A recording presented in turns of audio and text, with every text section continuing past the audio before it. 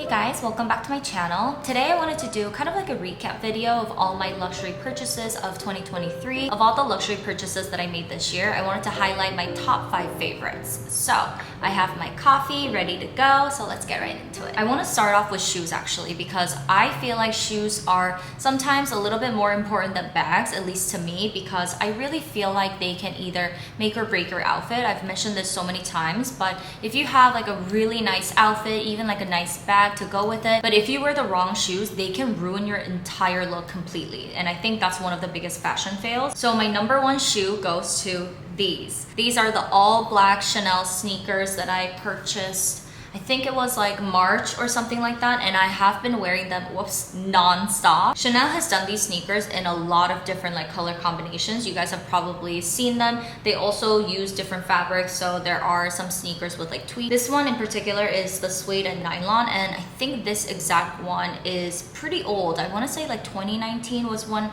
I first saw these, and I have been looking for all black sneakers that I can just throw on when I wear leggings, something very casual, but like with a little bit of style, of course. And I just love how low-key these are. You really have to look to see that it is Chanel unless you see the little tiny like dot of Chanel logo in the front. And these have made it to the number 1 spot because of the comfort level. These sneakers are literally the most comfortable shoes I have ever worn, like in general. These are as comfortable as like those gym shoes from like Nike and like all those like running like tennis shoes. To me, they're pretty on par, like very similar. They have so much cushion. They give you a little bit of height and very stylish. Like if you're into like athleisure kind of wear, these are just perfect. And before going with these, I actually bought another pair from Chanel that didn't really work out for me. It's the one that has like a line that goes like this. They're also like tennis shoes. Do you guys know what I'm talking about? It has like the logo here, and I wanted the all black one, I think, or it was all black and then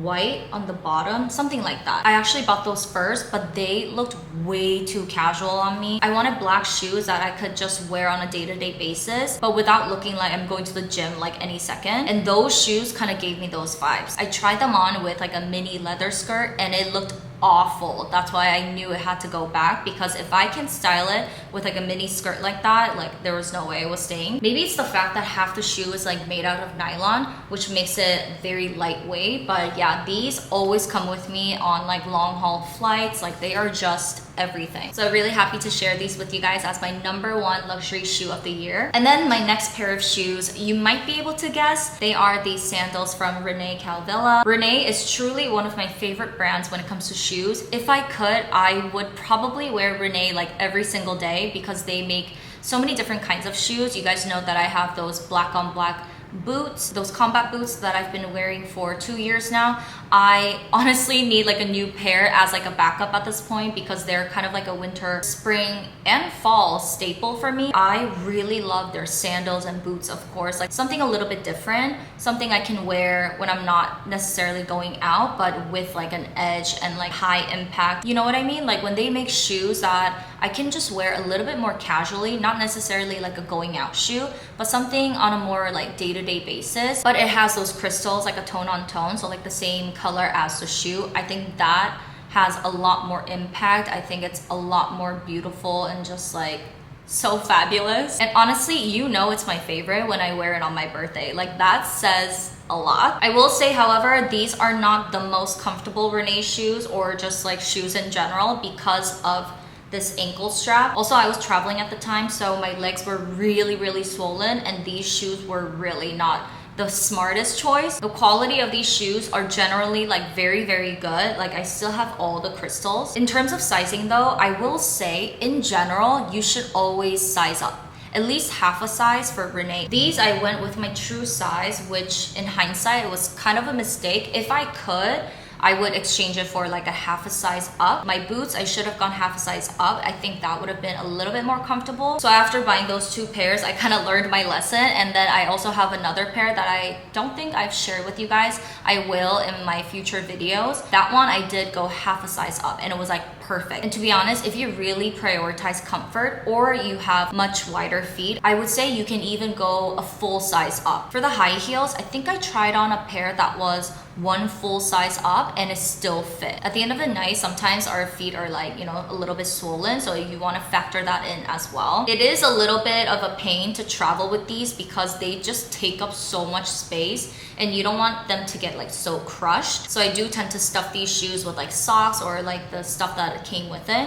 But other than that, like these are just so beautiful. Such a good staple summer shoe. Like I can't wait to wear these more. And then I have one more pair of shoes to share with you. I think I already showed it to you guys. My Oran sandals from Hermes in this beautiful, the most gorgeous crocodile ever. When I first saw these, I knew they were coming home with me. Like it didn't even matter how much these were because I just knew it was something that I needed in my life.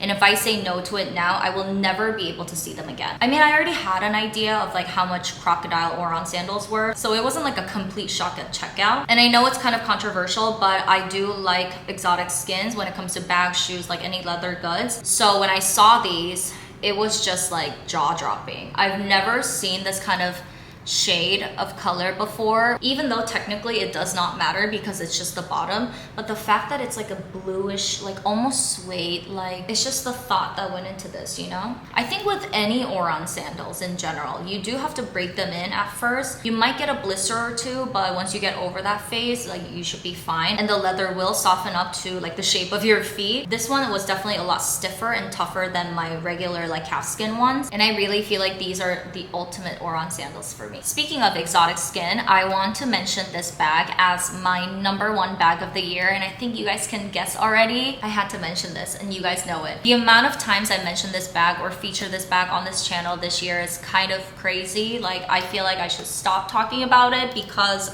I don't want to annoy you guys or anything, but this bag has been on my wish list for, I want to say like 2 years, even before my first one, which is like the darker one. This was saved on my phone for a while and I really feel like I manifested it in a way. I was able to score this in New York and they only had one available. It was coming from the warehouse. Because it's an exotic piece, not every bag is going to be the same in terms of like the print, and even the finish is a little bit different from my other one. That one is very shiny and this one is a little bit more matte. It has a white base and for the print it's actually dark brown, but in person it looks very, very gray. But in general, it's a much lighter bag, so I love carrying this in the summertime. This bag is truly like everything. It holds so much stuff in here, and I only like the Peekaboo bag in this exact size. So the mini and the puffy one. They do have like a smaller, more structured one that kind of looks like an accordion. I don't like that bag, even though they have that bag in so many different like leathers and like different prints and colors. My phone does not fit, it just like hangs out, so that was like a deal breaker for me. And I really love the slouchiness and like the puffiness of it. It does come with a strap, so you can actually wear it as a crossbody, but I love a good little top handle moment with this bag. This really just elevates any of your look. You can wear the simplest outfit but throw this on and you just look so much more like sophisticated. And it's a very if you know you know kind of bag. Not a lot of people know that it's a luxury bag because it really doesn't have any logos. It just says Fendi in the lock. This has been in pretty much any like luxury favorites video kind of thing that I've ever done on this channel, and for a good reason. And if I love something, I'm not gonna let it like collect dust in my closet. I am going to wear it, like obviously with care, and I think I've done a good job. Like I did carry this bag quite a few times this year, and I'm just so happy to carry this even more. My last item is a pair of sunglasses, and you might be able to guess this as well. These are the Celine sunglasses, and is it just me, but I feel like it was the year of Celine sunglasses. The Celine sunglasses with the oval shape, I feel like I saw that everywhere, like 24/7 all year round. But personally, oval shape is really not flattering on my face. So I tend to go with sunglasses that have like a little bit more structure, a little bit more like rectangle, and I think these are just so perfect. They fit my face pretty comfortably.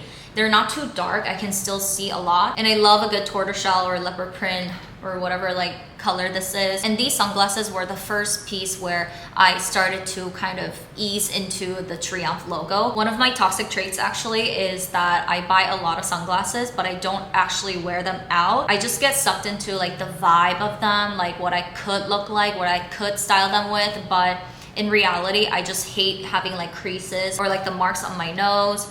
And I just forget. I like to feel the sun on my face. I like to see the world with like my own two eyes. So having to wear sunglasses is just like an extra step that I really have to think about. So there's a lot of sunglasses that I don't actually wear, but these, I wore these a ton. So I know that I got a lot of wear out of them, and that's why they are on this list. So those are my top 5 luxury purchases of 2023. I really hope you guys enjoyed this video. Let me know in the comment section below what your luxury favorite was, or like a luxury purchase of this year. I want to thank you guys for such an amazing year, tuning into my videos and just being in this community. I really hope you guys had a wonderful year, and I will see you in my next video. Bye!